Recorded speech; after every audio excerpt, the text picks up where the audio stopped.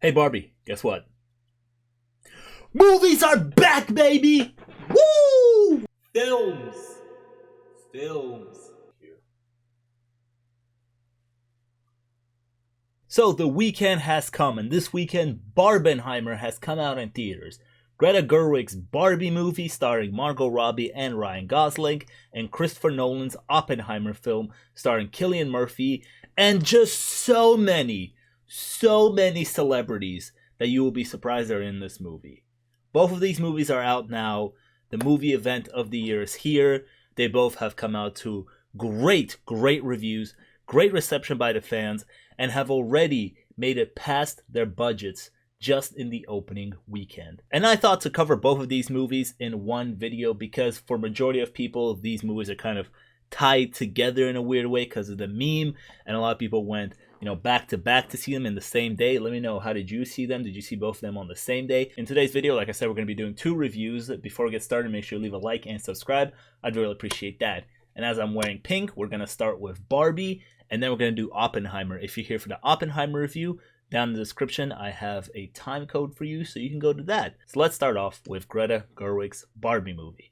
First of all, what I really liked about this movie are the sets. The sets in the Barbie world are actually fantastic, and they make that world pop, and they make every single scene in that world pop. And when we're in Barbie world, it's very campy, it has its style, and it's committed to that style. And that's when the movie's at its strongest, when we are in Barbie world and we're there. Performances wise, Margot Robbie as Barbie is fantastic. But like a lot of people have been talking already online about this, Ryan Gosling as Ken is the scene stealer in this movie. This movie's pretty funny. It's a pretty funny movie.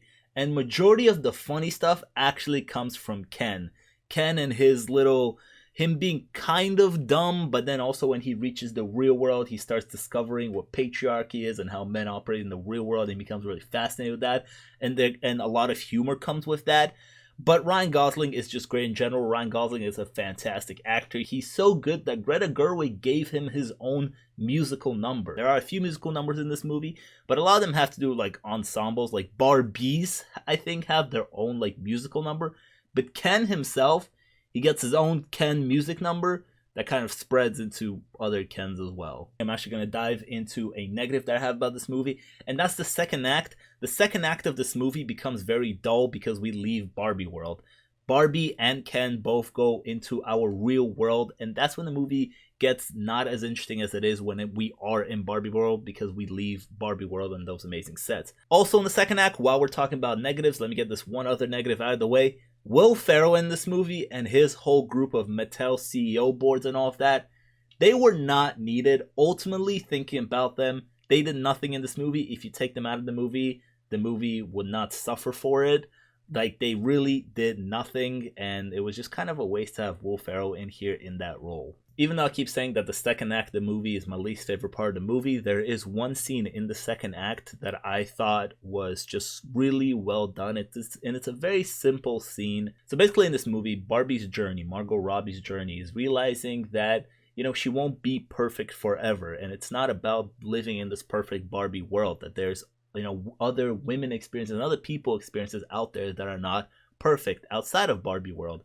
And when she gets to the real world, she's sitting at this bench. I think this happens in the beginning of the second act as they enter the real world.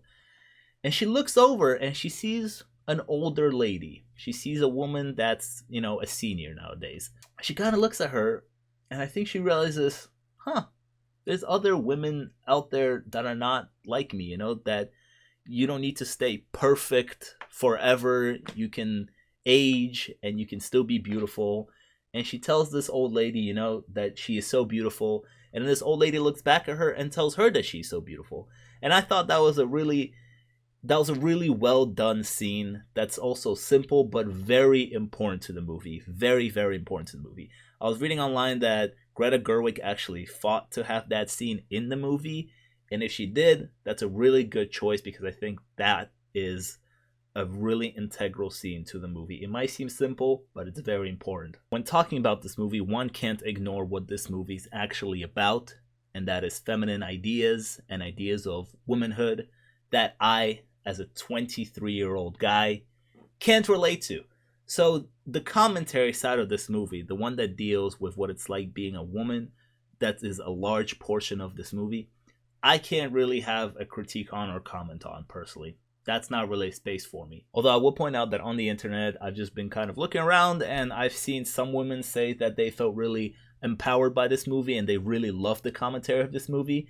But then some women said that it's very kind of basic and surface level and that they didn't really care for it. One of my good friends who I talk movies a lot with, she is a female, and she did tell me that she found the movie really fun, but she didn't really care for the female commentary in this movie because she felt like it was really basic and very kind of surface level. So, I guess there's that. But again, it's not for me to commentate on this commentary, so I'm just sharing with you the conversations that I've seen online about this. However, outside of just commentary about womanhood, there is a commentary about identity with Barbie herself, her finding identity in the world, but also that's Ken's entire arc, finding his own identity where he doesn't need to be attached to Barbie. So there's that plot line going on too. So, even if you are, a guy who's watching the movie and you may not really be able to relate to the commentary on womanhood, I think there is a storyline in there for you about, identity. I mean, Ken's entire arc pretty much can be written down to, hey, stop simping for a woman. Just kind of do your own thing, man. Which, I mean, after that movie, I walked out and I was like, you know what? I'm not going to text her. Nope. At the end of the day, I really want to applaud Greta Gerwig for making a unique and fun film. Again, when we're in Barbie world, the movie is at its best. It's fun, the sets are amazing, and it's really funny. Michael Cera as Alan, was also a real standout because Alan is unique. He's not a Barbie, he's not a Ken, and he kind of has his own little thing going on, so that was interesting too. All the Barbies, all the Kens work really well together. Ryan Gosling is definitely the standout here. Margot Robbie is great too as, the perfect Barbie here. But yeah, the second act of this movie is not as interesting as the first act. The Will Ferrell thing I could use without. We don't need that. But in general, Greta Gerwig made a really unique and fun film that I hope everybody sees. The film is also surprisingly not for kids. I came home and I told my mom that I actually can't take my little sister to go see this movie because she's not old enough yet to see it. It's actually kind of a mature Barbie movie. It's rated PG-13 and it's kind of in that pocket. So yeah, that was my review for Barbie. Let me know down in the comments all of your thoughts about Barbie. What did you think about the film? Did you like it? Did you not like it? What did you think about the commentary that this movie provided? Let me know all of that down in the comments. And I think it's time we move on to kind of more of a sad movie now with Christopher Nolan's Oppenheimer. And I think it's actually time to change. Time to get out of this. Ready? I hope that transition worked. Oh, baby, like the beacons. There's a new Christopher Nolan movie out, ladies and gentlemen. Our favorite director is back. At least my favorite director. He's back with another film. We have a 3-hour drama from Christopher freaking Nolan.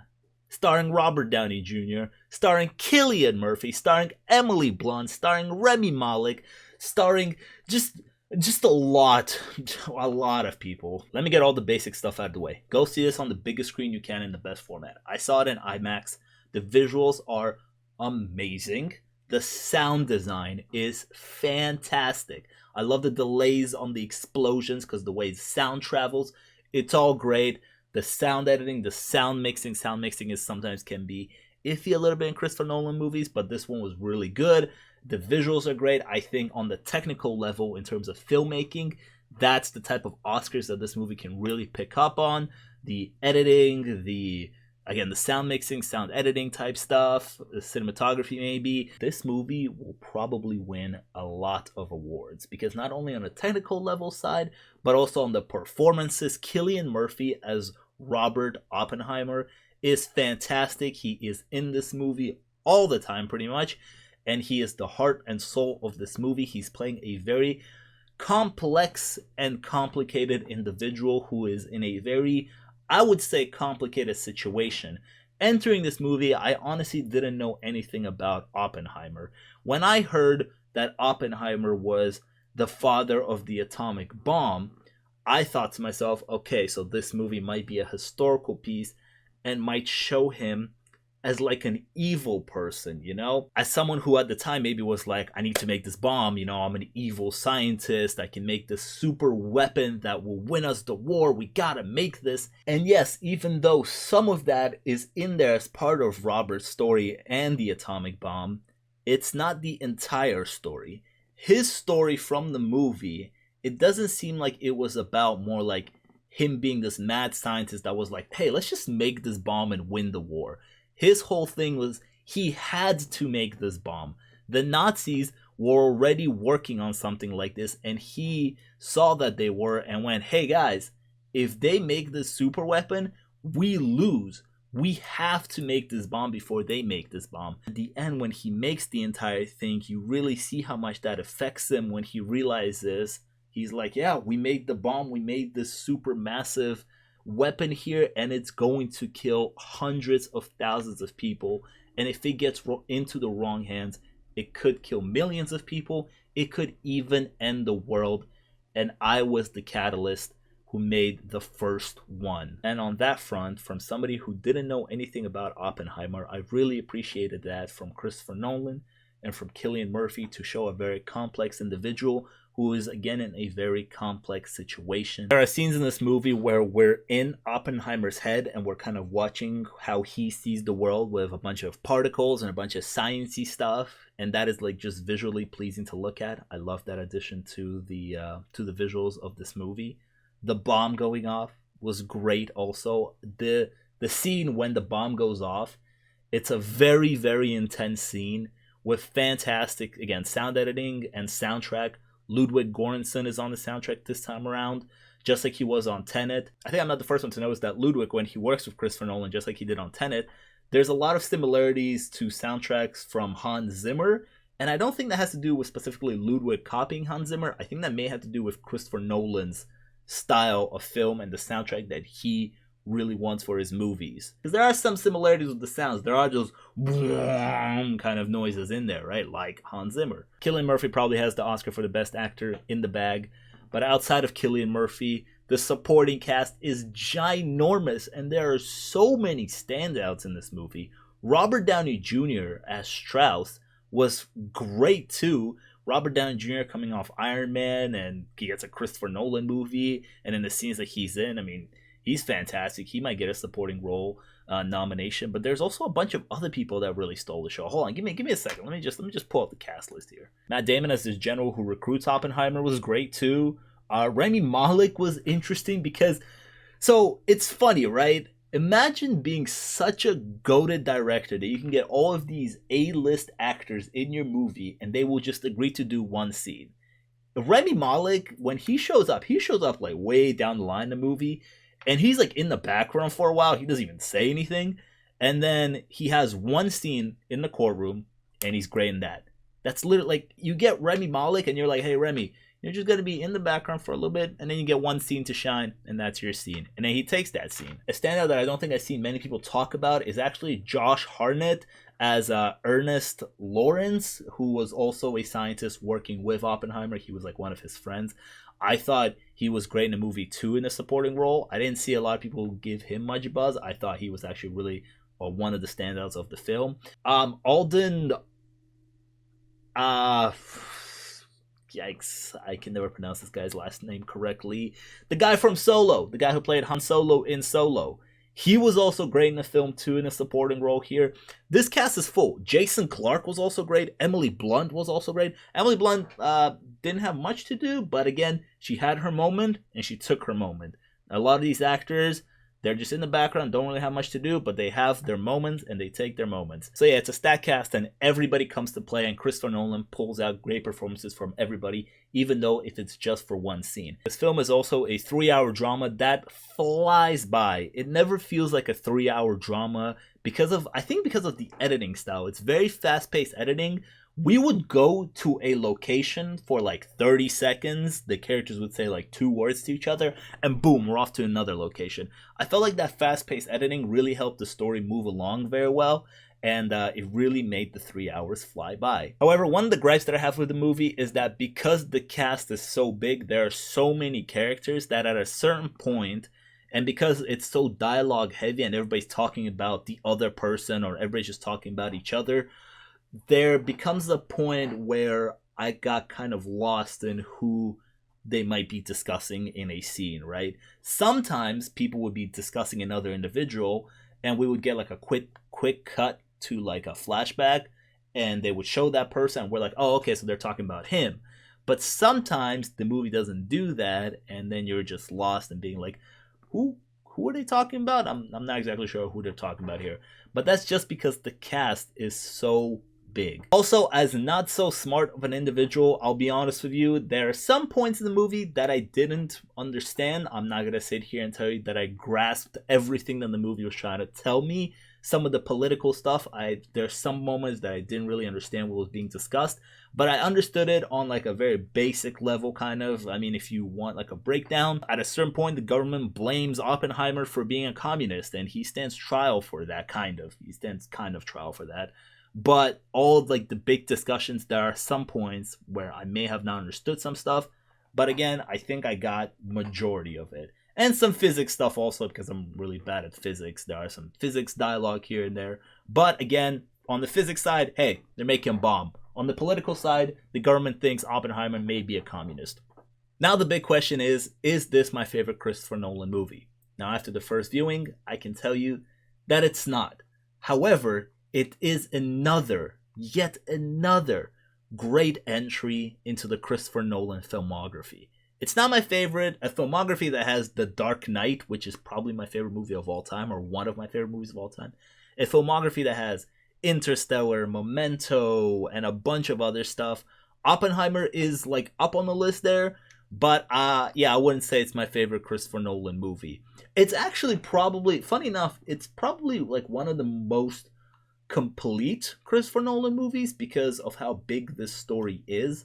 I don't know if I mentioned, but I think the screenplay could really also be up for an Oscar here. It's a complete story of, this man's life, and this man's life at a very vital moment in his life, making this bomb, and how the world treats him afterwards.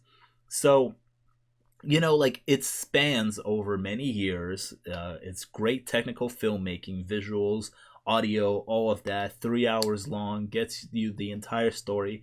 So it probably feels like the most complete Christopher Nolan movie. I don't know if that really makes sense, but I wouldn't say it's my favorite one. But it's another great one added to his great filmography because he is just the GOAT. Crazy about the movie is actually the ending part. The ending leaves you with this haunted feeling of kind of doom and sadness, really.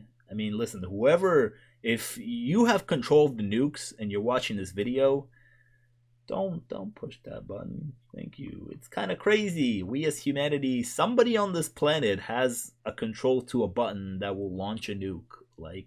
We gave each other that power, and it's crazy. And this movie doesn't celebrate that.